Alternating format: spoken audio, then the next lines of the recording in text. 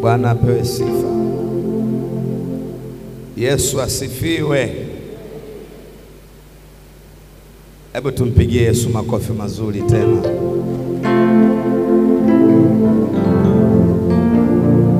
Tumpigie Yesu makofi mazuri tena.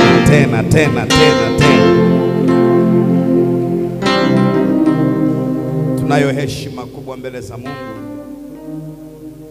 kumshukuru Mungu kwa ajili ya Jumapili ya leo, lakini zaidi sana tunamshukuru Mungu kwa ajili ya neema ambayo ametupa,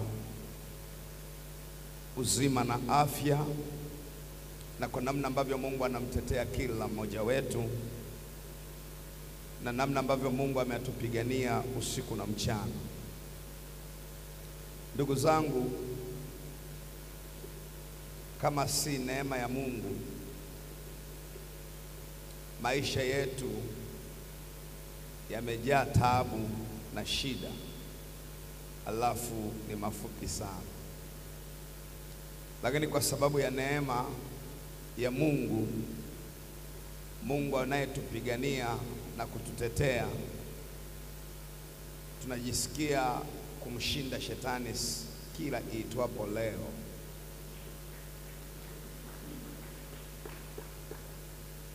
Amen, amen. Mungu akikusaidia ukaona unaamka, unalala, unaamka, unalala, ni jambo la kumshukuru Mungu sana. Amen. Yaani uzima tu ambao Mungu amekupa ni jambo kubwa. Haleluya. Haleluya. Haleluya. Haleluya. Uzima ambao Mungu amekupa ni jambo kubwa, ni jambo kubwa, ni jambo kubwa, ni jambo kubwa sana. Na huwa nasema hivi, hakuna jambo kubwa katika maisha ya mwanadamu yoyote kubwa ambalo unahitaji kulienzi na kulitukuza na kumwabudu Mungu kwa nguvu kama Mungu amekujalia uzima na afya. Mimi huwa nasema hivi, na moyoni mwangu nasemaga hivi kwamba sioni hata sababu yoyote kwenye maisha yangu kama nitakosa uzima, nitakosa afya, alafu nikawa na vitu vinavyoonekana. Yaani nikawa na fedha, nikawa na nini na utukufu wote wa duniani huu, alafu ukakosa kitu kinaitwa uzima na ukakosa kitu kinachoitwa uhai. Kwa sababu thamani ya mtu ni ule uzima alio nao. Wana wa Mungu, ukikosa uzima, hii nguo hii huwezi kuivaa.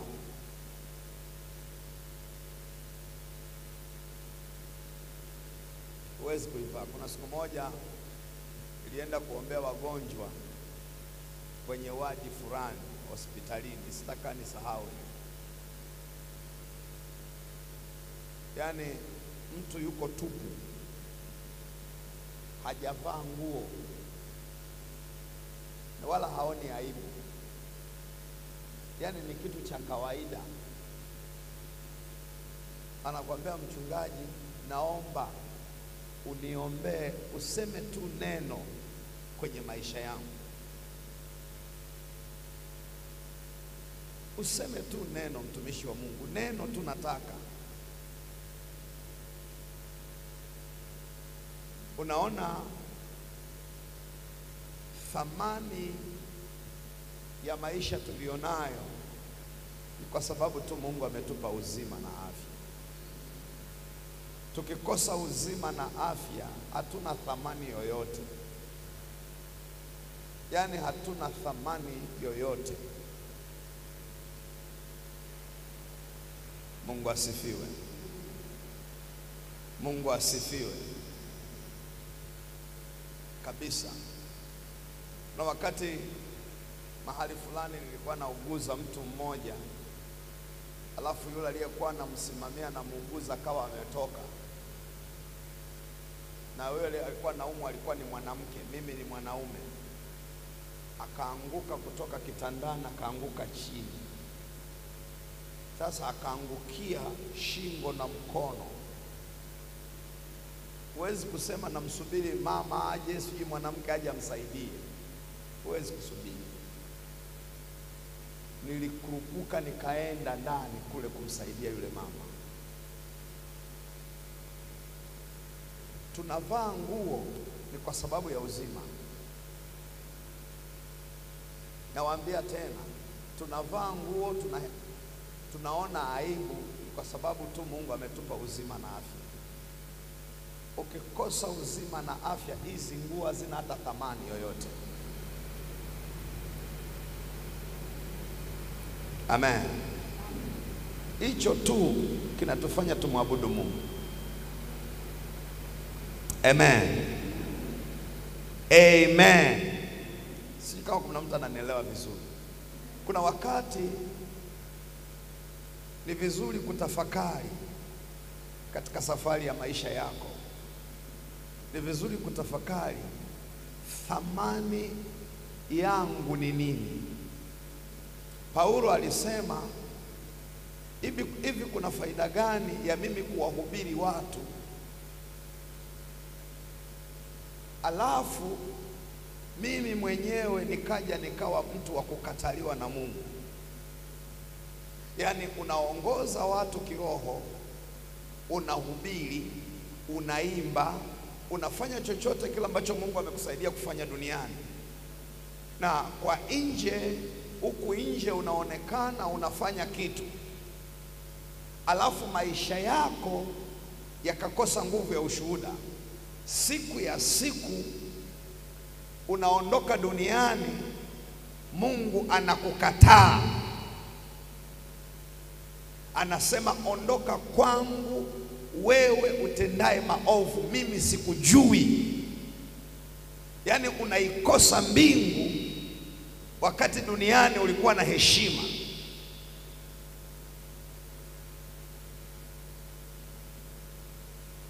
Amen. Amen. Ndio Mungu anatupa mifano ya wazi. Anatuonyesha maisha ya Lazaro na maisha ya yule aliyekuwa anaitwa tajiri. Sio kwamba Mungu anakataa watu kuwa matajiri. Anazungumza aina ya maisha ambayo mtu anaamua kuyaishi. Ukiishi maisha ya anasa, ukathamini sana vitu vinavyoonekana, ukathamini sana vitu vinavyoonekana, ukaacha kuthamini vitu visivyoonekana.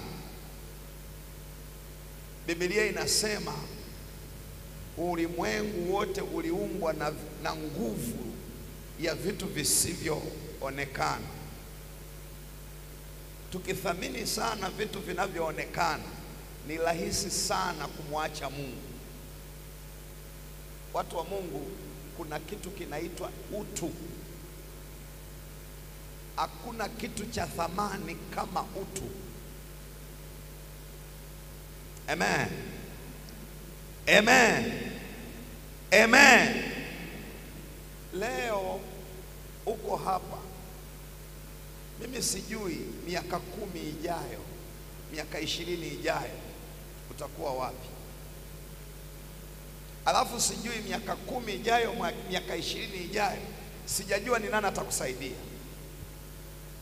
Si ajabu yule unayemuona maskini leo, kesho ndo akawa baraka kwako. Si ajabu yule ambaye unamkataa leo, kesho akawa baraka kwako, akawa msaada kwako. Njia za Mungu ni za ajabu sana, huwa hazichunguziki. Amen. Kwa Mungu anapokusaidia kuishi duniani, ukikutana na mtu ukiishi naye, ishi maisha ya uaminifu. Ishi maisha ya uaminifu. Amen. Acha kama kuna mambo yanajitokeza yawe ni mambo ya kukuzushia au kukusingizia. Ukisingiziwa ukazushiwa kitu ambacho hujafanya au hauko hivyo, Mungu anakuwa upande wako. Amen. Amen. Tuko sawa? Ni kama maisha ya Yusufu. Yusufu walipomtengenezea skendo wale ndugu zake, watoto wa baba mmoja, wakaamua kumuua, wengine wakaamua kumuuza vile walivyofanya kwa wale wa Ishmaeli. Kufika kwa Potifa na kwenye wakamtengenezea skendo ya kila namna. Mungu alikuja kufunua ukweli miaka kadhaa imepita. Watu walishasahau. Mungu anakuja kumuinua Yusufu kuwa waziri mkuu wa Misri. Alafu wale waliomtukana Yusufu, wale waliomuuza, wale waliompa majina, bwana ndoto, baadaye walipigwa na njaa.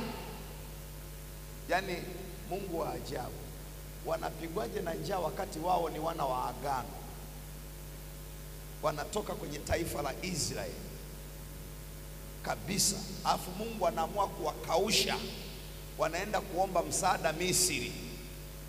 Wanafika Misri kutafuta chakula. Yule aliyekaa kwenye meza kama waziri mkuu anayegawa chakula ndo yule waliyemtukana, ndo yule waliyemuuza, waliyemkataa, ndo yuko mezani. Nisikilize mpendwa, muombe Mungu akusaidie kuishi maisha ya uaminifu. Usije ukalipa baya kwa baya. Nazungumza kutoka ndani ya moyo wangu. Maisha matakatifu kuyaishi ni gharama. Narudia tena, maisha matakatifu kuyaishi ni gharama kubwa sana. Usilipe baya kwa baya. Usije ukarudishia ubaya kwa mtu anayepanda mabaya kwenye maisha yako. Amen. Amen. Narudia tena, Mungu akusaidie aweke hali ya kujizuia ndani yako, aweke hali ya kustahimili. Amen. Ili Mungu akusaidie kupanda mema kwenye maisha yako. Pando lolote ambalo Baba wa mbinguni hakulipanda kwenye maisha yako, naomba uling'oe. Alafu jitahidi usirudishe mabaya, usipande mabaya hata kama wanadamu wamekukataa. Pesa isikufanye umpandie mtu mabaya. Hakuna shetani mbaya kama fedha. Nawaambia kweli watumishi wa Mungu, hakuna shetani mbaya kama fedha. Fedha hii tukiitumia vizuri, Mungu anatukuzwa. Pesa hii tukiitumia vizuri, Mungu anatukuzwa. Lakini pesa hiyo hiyo ikikukamata ni mbaya sana. Ni mbaya sana kuliko unavyofikiri. Amen, amen. Amen, amen. Amen, amen. Amen, amen. Na kufundisha vitu ambavyo mimi nimeishi kwenye maisha yangu.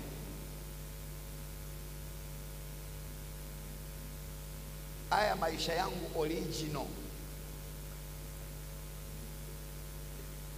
Na nawaambiaga mpaka ndugu zangu, mpaka watoto wangu, mtu yeyote anayekutana naye, namwambiaga usije ukaabudu pesa.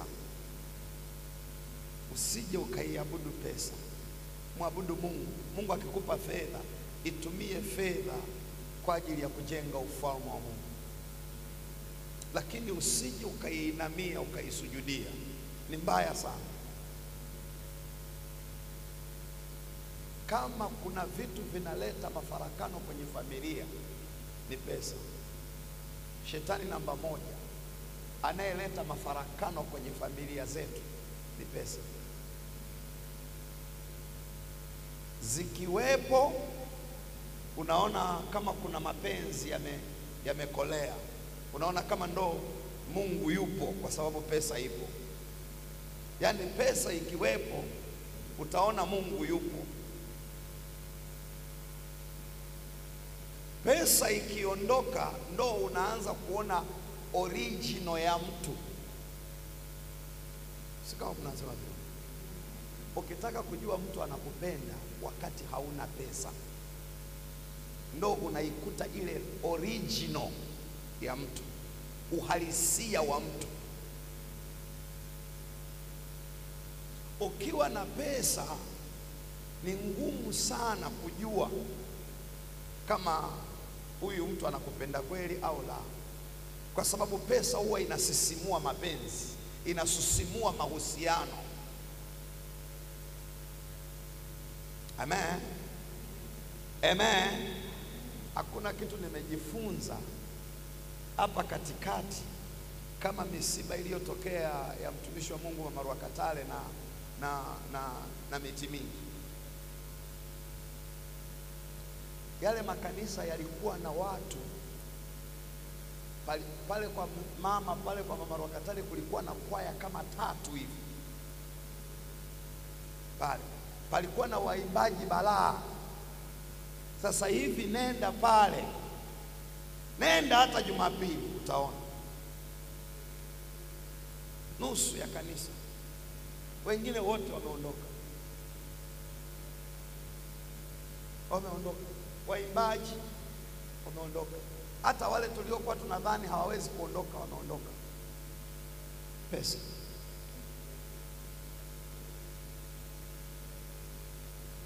Juzi tulikuwa kwenye mkutano, Mama Metiminga analia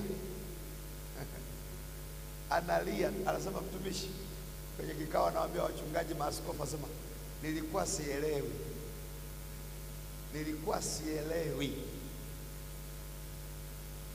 Ulikuwa uelewi nini? Watumishi wa Mungu wako hivi.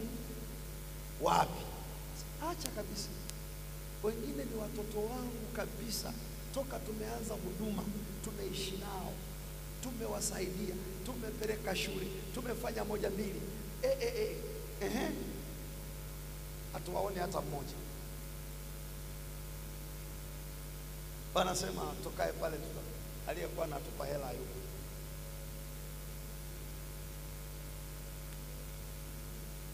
Amen. Mungu hufanya vitu kutufundisha. Haya ni mafundisho ambayo Mungu hufundisha waziwazi. Haujawahi kuona mme na mke wanandoa kabisa na watoto, baba kazi inaisha au hela zinaisha ndani, unasikia mama anasema naondoka. Unaenda wapi? Mimi siwezi kuishi maisha haya, mimi shida za namna hii hapana, naenda kwa kakaangu au naenda kwetu, yakikaa sawa nitarudi. Namna hii hapana.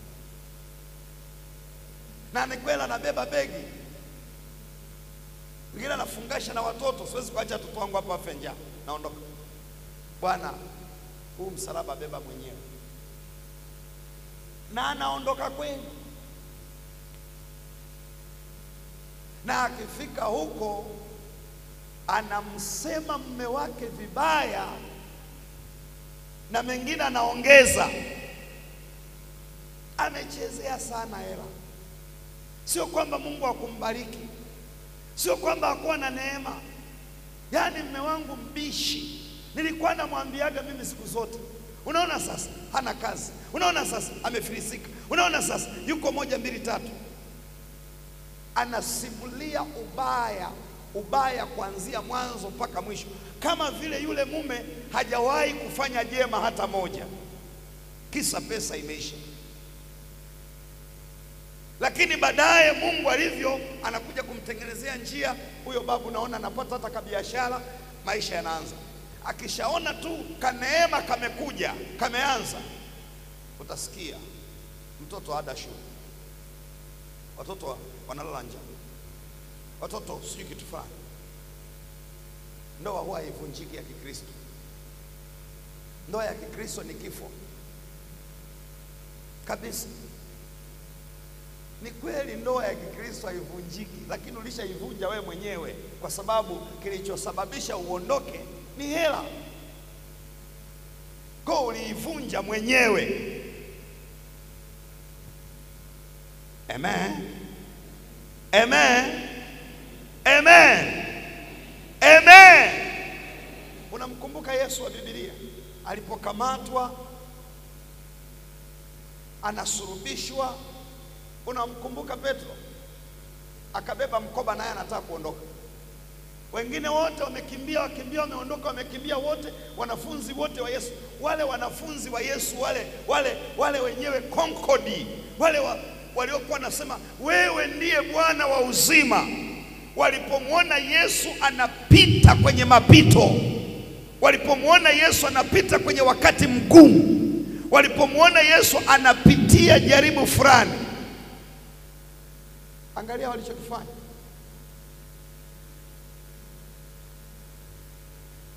Haleluya. Wakamwambia Yesu, tunaondoka. Sasa Petro anabeba mkoba, anataka kuondoka. Yesu anamuuliza, na wewe unataka kuondoka? Haleluya. Haleluya. Na wewe unataka kuondoka? Lile swali Yesu alimuuliza Petro lilikuwa la mbali sana. Yaani moyo wa Yesu ulifika mahali ambapo pa juu sana. Kitu gani kilifanya wanafunzi wakamkimbia Petro? Mapito. Kuna wakati wanadamu wanaweza kukukimbia kwa sababu unapita. Sikawa kuna mtu ananielewa vizuri. Kuna wakati hata ndugu wanaweza kukukimbia kwa sababu ya mapito yako unayopitia.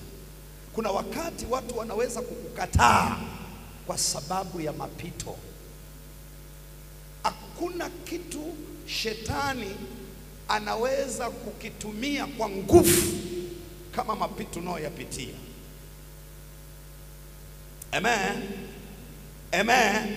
Na ndio maana kama kuna wakati unahitaji kumwamini Mungu, kama kuna wakati unahitaji kumwamini Mungu kuliko wakati mwingine wowote, ni ule wakati unapopita kwenye wakati mgumu. Kuna mtu mmoja aseme amina tena. Narudia tena. Kama kuna wakati unamhitaji Mungu, unahitaji neema ya ziada kutoka kwa Mungu, unahitaji Mungu akutie nguvu, unahitaji Mungu akusimamie, unahitaji Mungu akushike, ni wakati ambao unapita kwenye wakati mgumu. Wakati unapopita kwenye wakati mgumu, hata mama mzazi anaweza kukuacha, hata baba mzazi anaweza kukuacha, hata mwanaume alalaye kifuani kwako anaweza kukuacha, hata mwanamke alalaye kifuani kwako anaweza kukuacha, hata mtoto uliyemzaa anaweza kukuacha. Wakati unapopita kwenye wakati mgumu, ni wakati ambao unahitaji moyo wako uangalie juu, useme msaada wangu unapatikana kwa Mungu aliyeziumba mbingu na nchi. Nje ya hapo unamwacha Mungu. Tuko sawa tumishi wa Mungu? Tuko sawa tumishi wa Mungu? Tuko sawa tumishi wa Mungu? Yesu walimkimbia. Yaani siku alipokamatwa tu siku ile baada ya kusalitiwa na Yuda, alipokamatwa tu akatiwa nguvuni. Maandiko yananiambia wanafunzi walimkimbia. Wanafunzi walimkimbia. Ndio siku moja Petro yuko kula, naona Yesu anapigwa makofi na vile, wakamwambia hata huyu ni miongoni mwao. Hata huyu tunamjua, alikuwa anatembea naye, anafanya kazi pamoja naye, ni rafiki yake, ni miongoni mwao huyu. Angalia alichokifanya Petro. Akasema hata simjui. Watu wanafikiri imeandikwa pale, wanafikiri ameandikwa pambo. Maana yake mtu anayekujua wakati wa mapito yako anaweza kukukataa.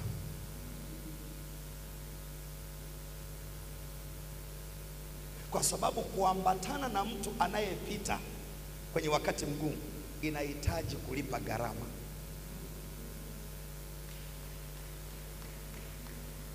Sema amen. Sema amen. Kuambatana na mtu anayepita kwenye wakati. Unajua kila mtu ana wakati wake wa kujaribiwa. Si kama kuna mtu ananielewa vizuri. Kila aliyezaliwa na mwanamke ana wakati wake wa kujaribiwa chini ya uso wa nchi. Kila mwanadamu aliyezaliwa, uwe askofu, uwe mtume, uwe nabii, uwe nani, uwe mchungaji, uwe umejazwa Roho Mtakatifu, uwe vyovyote vile, kila aliyezaliwa na mwanamke ana wakati wake wa kujaribiwa, ana wakati wa kupita. Kwa sababu kazi ya mapito ni kukuchonga, kukutengeneza. Lakini pia namba 2, kazi ya mapito ni kukutenga na makapi, yani watu ambao sio sahihi. Amen. Amen. Amen. Petro anamwambia Yesu sikujui. Kitu gani kinamfanya akatae amwambie Yesu sikujui? Yesu anamwangalia, anamsikiliza, namna sikujui, hata sijawahi kukuona. Wewe si umejazwa Roho Mtakatifu wewe? Wewe si unanena kwa lugha? Sio wewe Petro? Sio wewe niliyekwambia juu ya mwamba huu nitalijenga kanisa langu? Au sio wewe? Sio wewe Petro kweli? Sikujui. Achana na mimi, siletee shida saa hizi. Amen. Amen. Jambo la pili, unapopita kwenye wakati mgumu, punguza maneno. Si unaongea sana. Umenisikia ninachosema? Ndio maana ulimuona Yesu amekaa kimya, anaangalia tu. Hata Petro alipokataa, walipomwambia huyu ni miongoni mwao, tunamjua. Alipokataa Petro, hakuna mahali unamsikia Yesu anasema, we si nilikulisha mikate?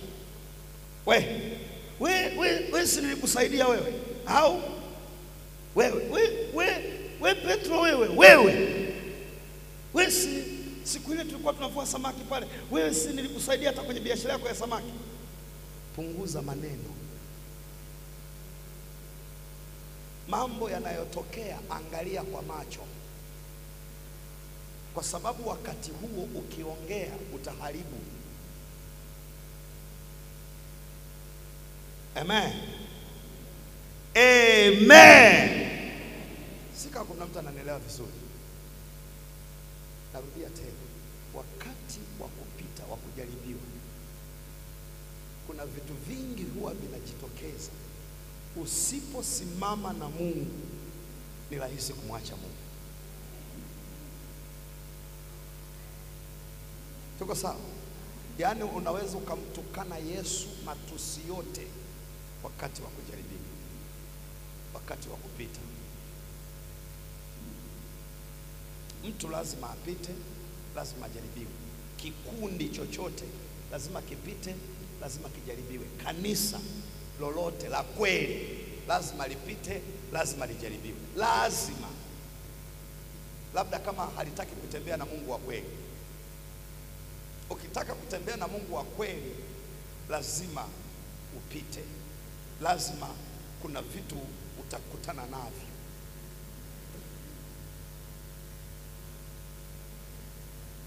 Amen.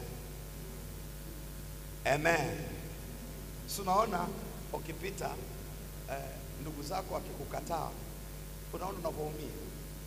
Yule tulizaliwa kabisa toka nitoke kabisa, baba mmoja yani mimi kwenye shida yangu ndo amekauka kabisa, amekaa kimya. Wakati mimi niliwahi kumsaidia. Achana na hivyo vitu, acha kutoa reference. Acha kutoa reference wakati unapopita. Mshukuru Mungu kwamba una uzima. Mshukuru Mungu kwamba una uhai. Inatosha. Kumbuka, jambo lolote linaoingia kuna mlango litatoka. Ni lini litatoka, hiyo sio kazi yako, lakini kuna siku litatoka. Amen. Lakini siku lijaribu hilo likitoka, au ukipita kwenye hilo pito lako ukimaliza, Mungu atakuwa amekutenga na watu ambao sio sahihi. Afu na moyo wako pia unakuwa unaelewa kabisa, huyu ni sahihi kwangu, huyu sio sahihi, huyu sio sahihi, huyu nikae mbali naye. Mfano wa pili,